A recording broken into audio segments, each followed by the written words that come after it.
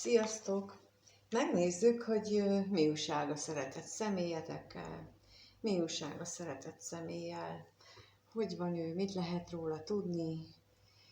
Szóval bármit, amit közölnek velünk, vele kapcsolatosan, és neki is kezdünk. Annak megkérdezzük, hogy mi a helyzet a szeretett személlyel, mit lehet róla tudni.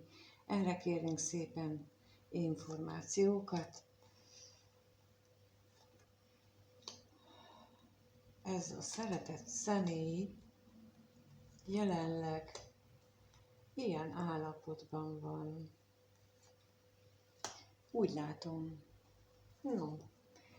És úgy látom, hogy nem fér ki, legalábbis a képben nem látszik mindegyik, most már igen. Szóval az látszik, hogy van az ő szívében valaki,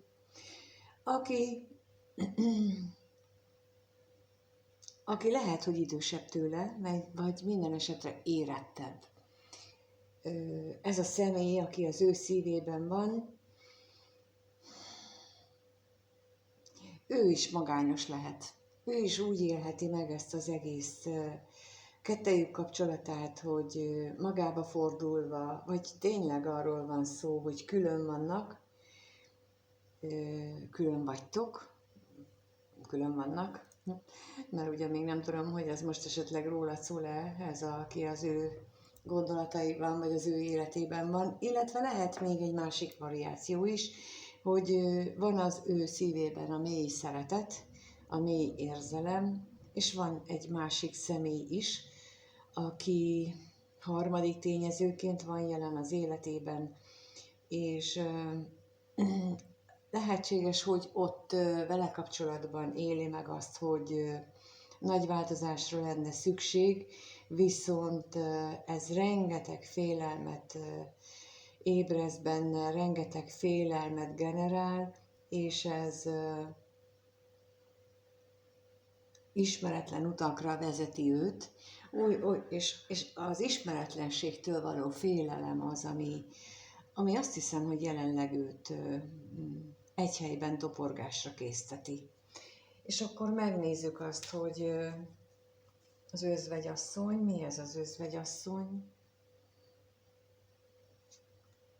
Mi ez az özvegyasszony? Mit tudhatunk meg róla?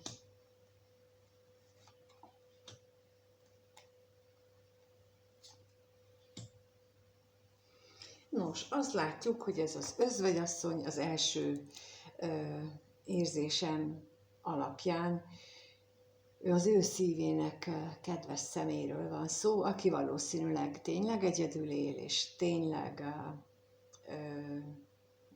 idősebb lehet, de minden esetre az ő szívének kedves személy, és akinek a létezését hatalmas szerencsének éli meg, mert lélekben úgy érzi, hogy ők lélekben összetartoznak, hogy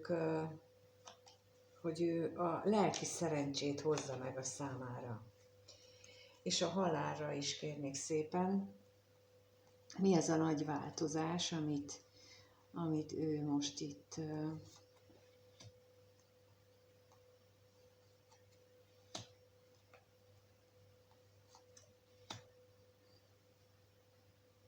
lehetséges, hogy itt két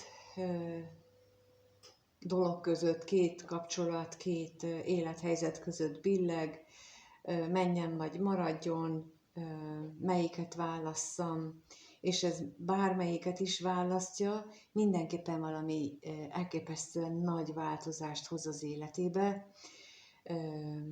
Ha van neki egy meglévő kapcsolata, és akkor úgy dönt, hogy amellett marad, akkor is le kell neki mondani a szívének kedves szeméről, tehát az is egy hatalmas változást hoz.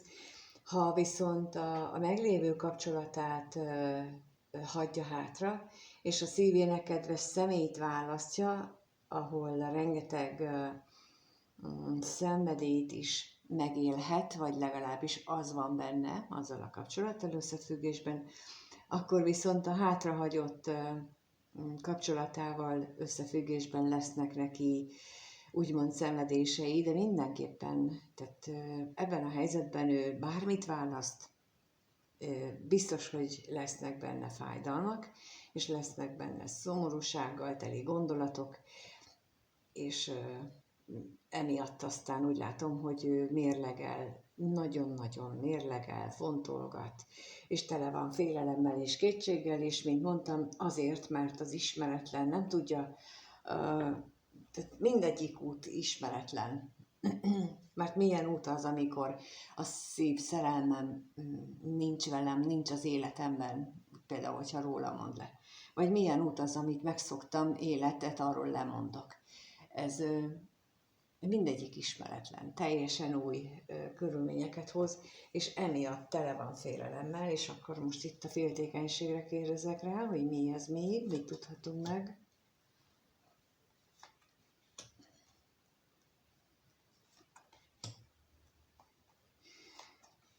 Nos, azt is látom, itt ezek alapján, vagy érzékelem, hogy elképzelhető az is, hogy ő neki most még egyelőre tisztázni kellene a vágyait, mert nem is biztos, hogy tudja. Tudja, hogy mit akar.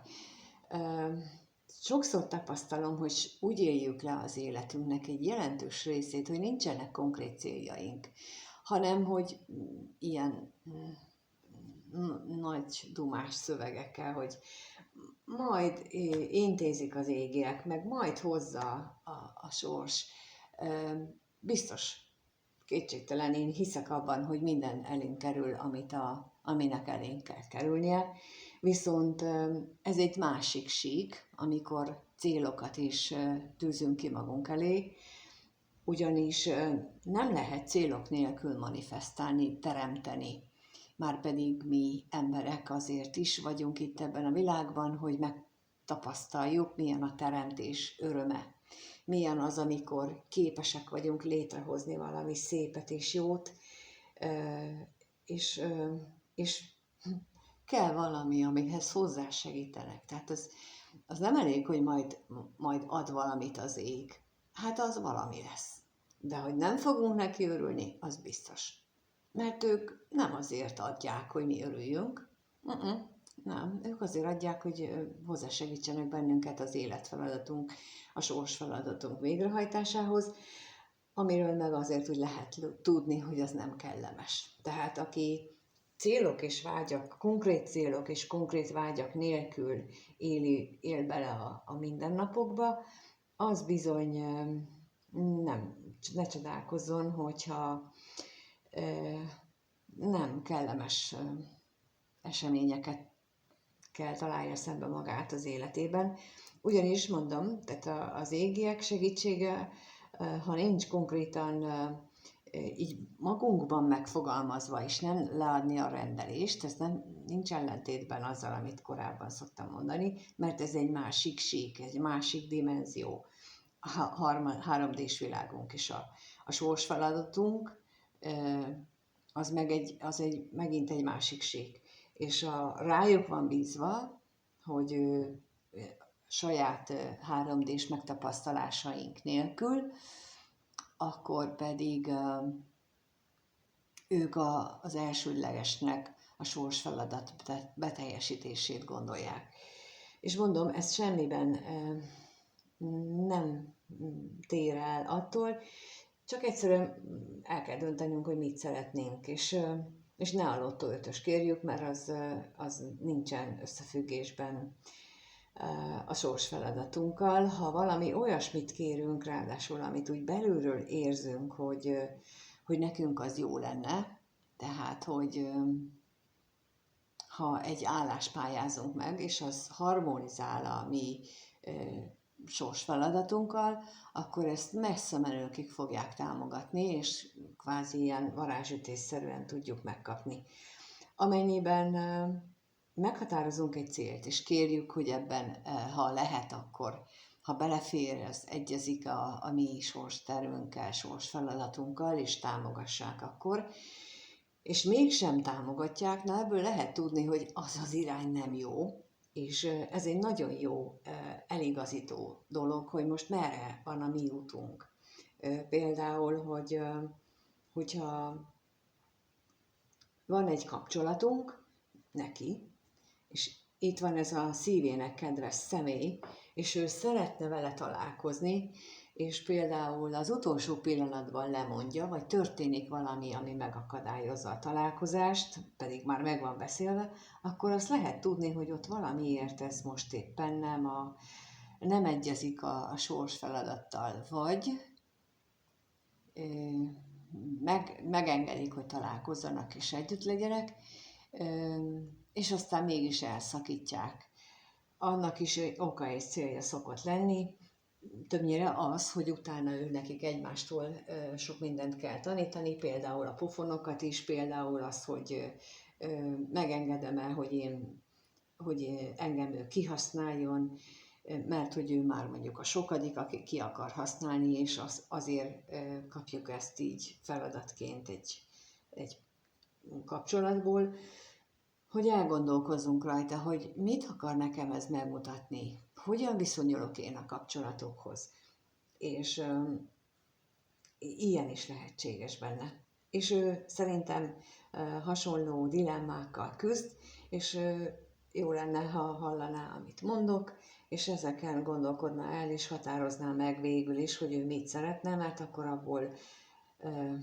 abból tudná meg, hogy most melyik a neki a támogatott út, melyik az, ami őt közelebb viszi a feladat teljesítéséhez, mert ameddig a sors feladatunkat nem akarjuk, mert nem tudunk róla beteljesíteni, addig bizony elterelnek bennünket onnan, ahova menni akarnánk. És akkor itt rákérek most az utazásra, hogy merre akar ő menni? Hát a múltba. Hát a múltba szeretne menni, vissza akarna menni, de hát ott nem várja semmi, csak az üresség, meg az, hogy jókat sztorizgathatok róla, de valójában nem menni őt előbbre.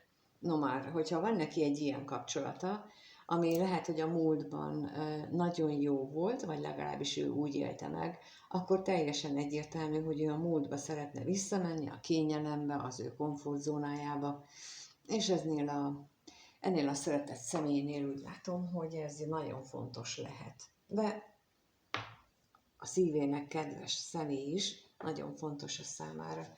És akkor megnézzük, hogy egyébként te vagy-e vajon ez a szívének kedves személy, úgyhogy arra kérünk most választ, hogy mit gondol a nézővel kapcsolatban ez a szeretett személy, akinél a férfi személyjelölőt raktam ki, de lehet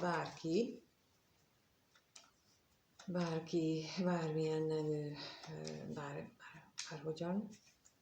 Úgyhogy megnézzük, hogy mit gondol ez a szeretett személy a nézőről, milyen gondolatai vannak vele kapcsolatban, mit gondol róla.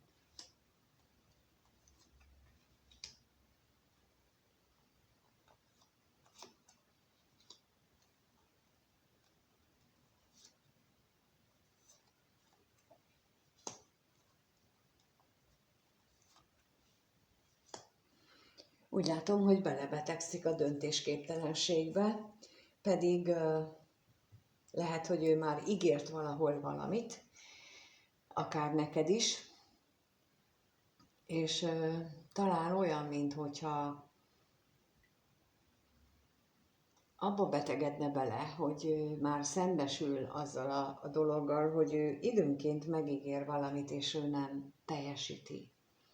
És feltűnt neki már, hogy ő ezt többször eljátszotta. És lehet, hogy ezt így, hogy most már kezdi őt zavarni, őt magát is. De jó dolog lenne, hogyha így van tényleg. Ez azt jelenteni, hogy kezdi a felelősség tudatosságot magára venni, a felelősségvállalást, és nem csak úgy hirtelen jött ötletek vezérlik az életét. És most itt a bíróra kérnék szépen, hogy mi az a bíró itt.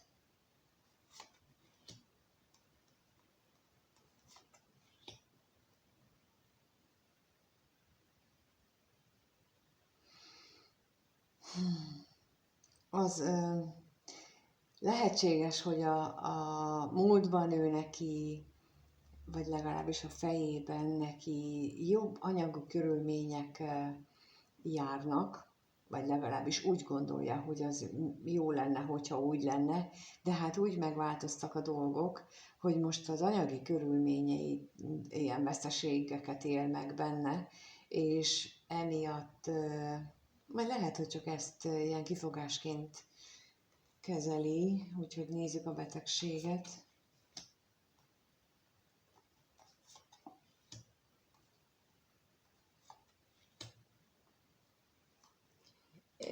Igen, mert ugyan emlékezhet arra, hogy megbeszéltek dolgokat, de elbizonytalanodik azért, mert az anyagi helyzete megváltozott.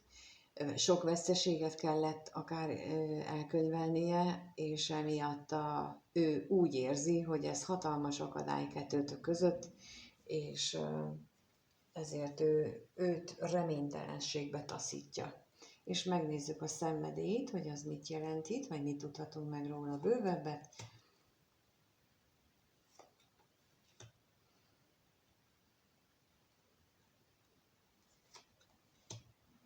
És a váratlan örömre is kérnék.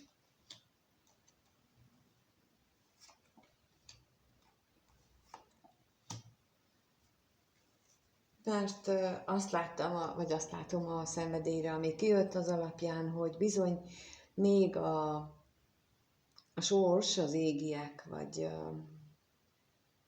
ami az univerzum akarata, még az, hogy ezt nem lehet csak úgy állandóan megélni, tehát a távolság, tartás, a különlét, az még egy darabig szükséges, elég soká még, néhány hétnél azért kicsit több, ez az elég soká, viszont ő benne veled kapcsolatosan ott vannak a félelmek, ott vannak, hogy tényleg ott van-e érzelmek köztetek, valóban úgy érzel-e, esetleg ahogy mondod, vagy ő érzi-e azt, amit ő érez. Tehát a saját magával kapcsolatban is lehet kétsége, de az is lehetséges egyes személyeknél, itt a nézők között, hogy ez a szeretett személy veled kapcsolatosan azon gondolkodik, hogy az ő otthona az veszélybe kerülne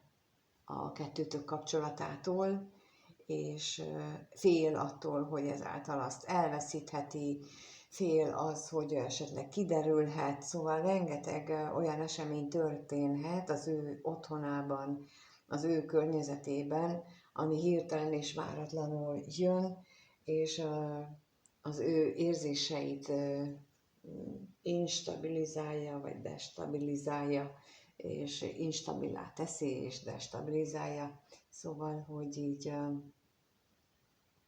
ilyen gondolatok is megfordulhatnak a fejében veled kapcsolatosan, és megnézzük akkor, hogy milyen érzései vannak, mit érez ez a szeretett személy a néző iránt, milyen érzései vannak. Erre kérnénk szépen, hogy milyen érzések vannak most benne a nézővel kapcsolatosan, milyen érzések vannak benne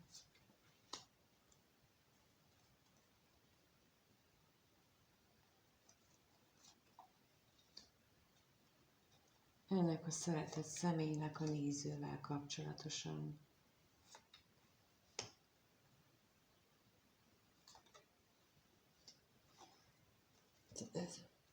Elképesztő vágy van benne irántad, utánad,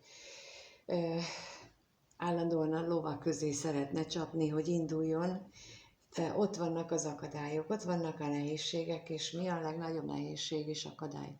Hát az ő félelme, ami az előbb is kijött, hogy nem tudja, hogy mi vár rá, és fél a bizonytalanságtól, fél ugrani, fél indulni, és a betegségre megkérdezzük, hogy mit tudhatunk meg róla.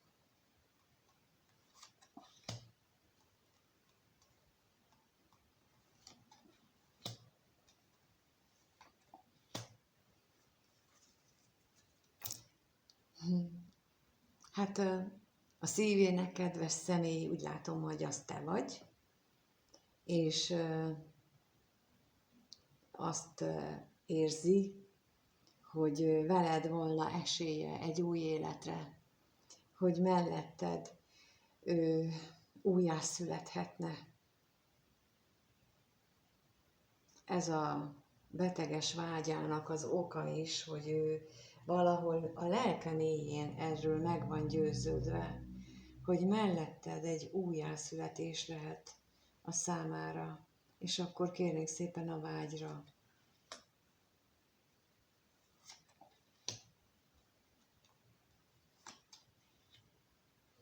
És már megint előjön az a fránya pénz, de hát mennyivel jobb lenne, hogyha olyan anyagi körülmények között lennék, mint régen voltam, és hogy most mi lesz, ha nem lesz elég pénz, ugorj édes, ugorjál. Itt muszáj ugrani. Itt ez az az állapot, amikor bízni kell az égiekben. Bízni. Mindegy, hogy hogyan, de ugrani kell. És hogy abban kell bízni, hogy elkapnak. Bízni kell abban, hogy nem véletlen ez a nagy szerelem kettőtök között, ha te őt a szeretett személyednek tartod, ő neki te vagy a szívének kedves személy, akkor ez az érzés így kölcsönös. Van az a mondás, hogy a szerelem mindent legyőz, ami részben igaz, de a szerelem egy hitet is jelent, és a hit az, ami képes mindent legyőzni. És a szerelembe vetett hit az, amit támogathatnak föntről, ami lehetőséget teremt arra, hogy új életet tudjon bárki kezdeni, és új lehetőségek adódjanak bárki számára. És itt az utazásra kérnék szépen, hogy mit jelent, hogy indul-e, jaj, dehogy indul a távolsággal kapcsolatosan állandó küzdelemben, hogy jó lenne menni, de akkor mi van, akkor, és itt megint esetleg a családban bekövetkezhet veszteség, vagy megélhet veszteséget, ha ő itt ez a túlagyalás része, ami megakadályozza az ugrást, hogy azért nem akar indulni, azért nem mer elindulni, mert akkor mi van? Mi van akkor, hogyha ő elindul, és akkor nem lesz meg a környezet, ahol ő élt. Szóval itt a túlagyalás jön, és az ellenségre kérnék, hogy milyen akadályok vannak.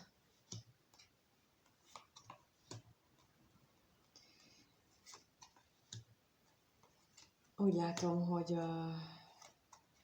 az akadályokat az is képezi, hogy lehet, hogy ő valahol, valamikor már tette valakinek ígéretet akármire.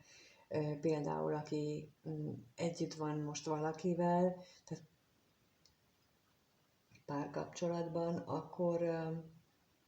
akkor ő neki ígérhetett meg, hogy akkor együtt törekszünk meg, vagy ilyesmit, és ha ezt most ő mégis ugrik, akkor az, akinek ő ezt ígérte, az bizony fájdalmat élhet meg, és nagy-nagy szomorúságot, és ez is visszatarthatja őt attól, hogy induljon és ugorjon, és ez is lehet az oka annak, hogy ő nehezen dönt, vagy a félelmeinek is. És lássuk akkor még a féltékenységre is.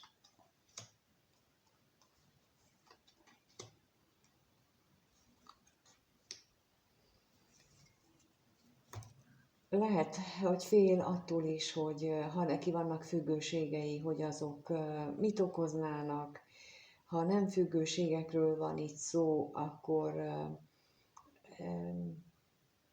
a nem teljes igazmondási szokásai okozhatnak majd később, vagy szerinte okozhatnak problémákat a hétköznapokban, és az is lehet, hogy akár neked is mondhatott olyan dolgokat, amik nem igazak, amiknek hát van valóságtartalma, de úgy 5-10%-ban, és a többi az mondjuk kitaláció, és hogyha ő most ugrana, akkor az kiderülne, és lehetne, hogy ő ettől fél. Úgyhogy itt azt érzékelem, hogy itt azokat sorolták fel ezek a lapok, hogy mi az, ami akadályként felmerül benne,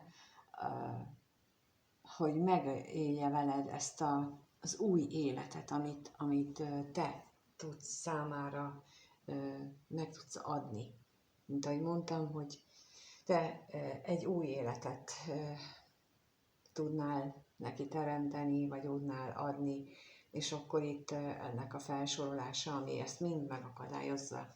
No, és akkor megnézzük azt, hogy a következő néhány napban a néző mire számíthat ettől a szeretett személytől, mire számíthat,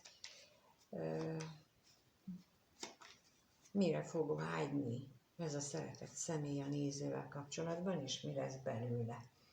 Tehát milyen vágyai lesznek a nézővel kapcsolatban a következő néhány napban, egy hétben ennek a személynek.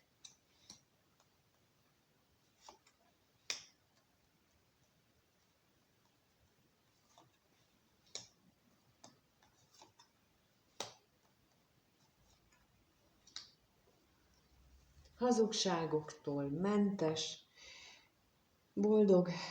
boldogságot szeretne veled. Ez tölti ki a veled kapcsolatos vágyait és reményeit, de akkor még kérnék szépen itt a reményre.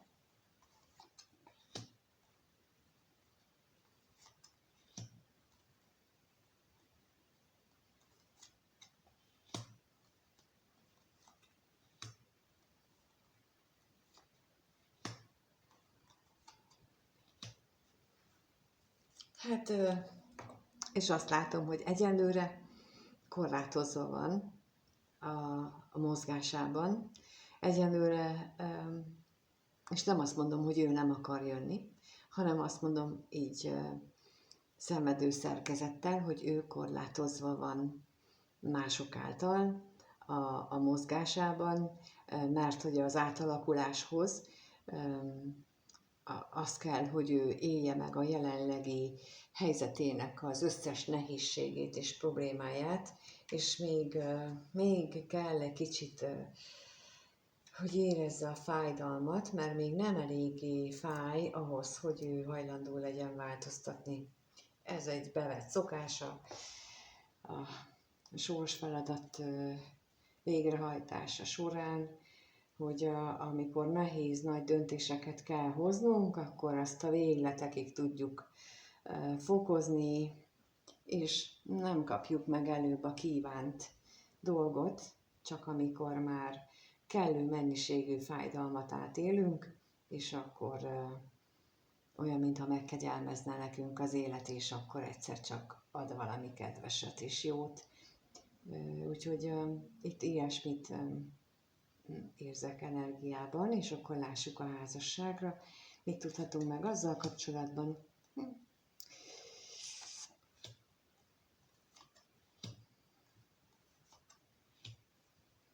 Amennyiben ő neki van meglévő kapcsolata, vagy már volt, és ilyen tapasztalata van, akkor ott lehet benne ez a kétség is, hogy mi van, ha nem is igazi szerelem, vagy elmúlik a szerelem, vagy viták vannak, és akkor azt hogyan lehet.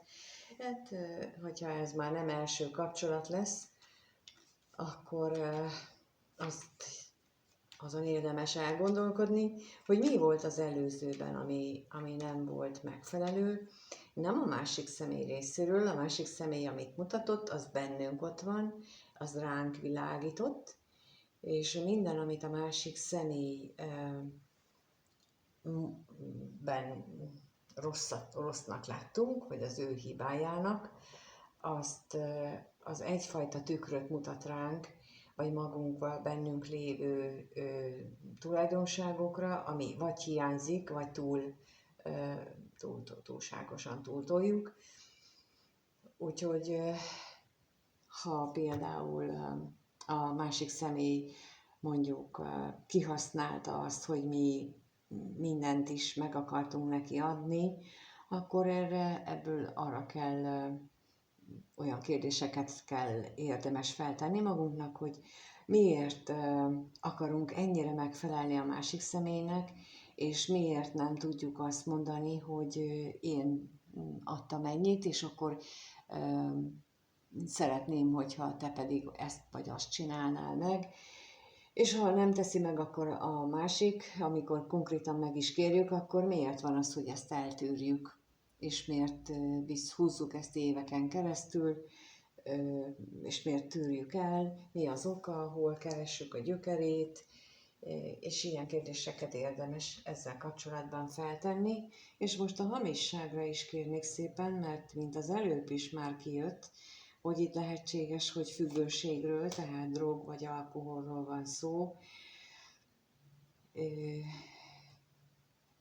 De mit tudhatunk meg erről?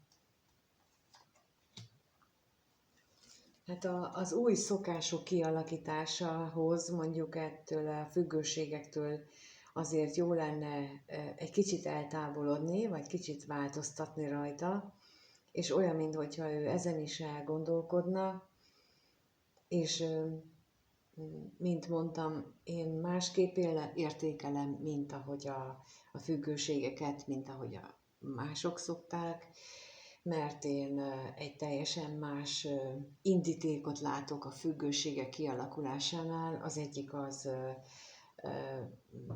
eleve kódolva van a természetünkbe, a drog és az alkohol, az pedig egy választott, és a dohányzás is, az pedig egy olyan választott illúziót keltő állapotot hoz létre, amikor elmenekülünk a valóságtól, vagy úgy éljük meg, hogy akkor az megnyugvást hoz.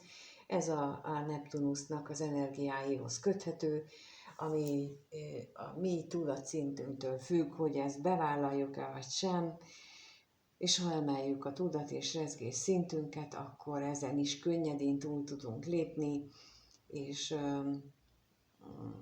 ez az én megközelítésemben ez lényeges különbség, hogy tudunk-e könnyedén rajta változtatni, vagy pedig eleve kódolva van. Más esetekben igen, tehát egy társfüggőség például, mint ahogy már mondtam, egy mérleg dominanciával rendelkező embernél ez nem társfüggőség, hanem ő neki meg kell tapasztalnia azt, hogy ő a mérlegben van a napja, holdja, mondjuk, vagy esetleg a Plutója, akkor ő neki szüksége van a párra, és mindaz, amit ő tanítani tud, viszont az élet feladata az, hogy képes legyen önállóan meghozni a döntéseit, és önálló bátor lépéseket megtenni, ahogy a kósnak ez természetes, mert hogy szemben álló jegy, és ilyenkor mindig a szemben álló jegynek a tulajdonságait is magáéval kell tenni, és ez nem társfüggőség, egyszerűen ő neki ez a feladata, és ezen ő nem tud változtatni, illetve csak azt tudja változtatni, hogy megtanulja a másik minőséget, és akkor felváltva alkalmazza őket. Nekem is Kos lévén meg kellett tanulnom a mérleg tulajdonságait, és nem egyszerű. Tehát ezért gondolom, hogy ez nem mondanám ilyen függőségnek, nem sorolnám egy kategóriába, de ez a személynek ez is probléma lehet, illetve legalábbis ezen a következő időszakban gondolkodik, hogy mit kezdhet, és hogyha mondjuk van itt ilyen személy, aki ilyenben érintett, akkor azoknak mondtam el ezt, hogy ezt így lehet kezelni, és ez a célja, meg amiért történnek velünk a dolgok. Köszönöm szépen, hogyha itt voltatok, remélem, hogy valami hasznosat ismét tudtam mondani. Nagyon hálás vagyok azért a kommentekért, amiket írtok, és mindent, amit így visszajeleztek, mert ez nagyon szuper. A készített videókra is, amit egyénileg készítek videókat is, ott is nagyon-nagyon-nagyon szépen köszönöm a visszajelzéseket, és igazán örülök, hogy tudok segíteni ott, abban az esetben is, meg mindenkivel, akivel beszélek. Úgyhogy köszönöm az itt léteteket, köszönöm a kommenteket, a lájkot, a feliratkozásokat, és tudjátok, a leírásban mindent találtok, elérhetőséget, és minden mást is, úgyhogy bátran keressetek, mindenkinek minden jót kívánok, sziasztok!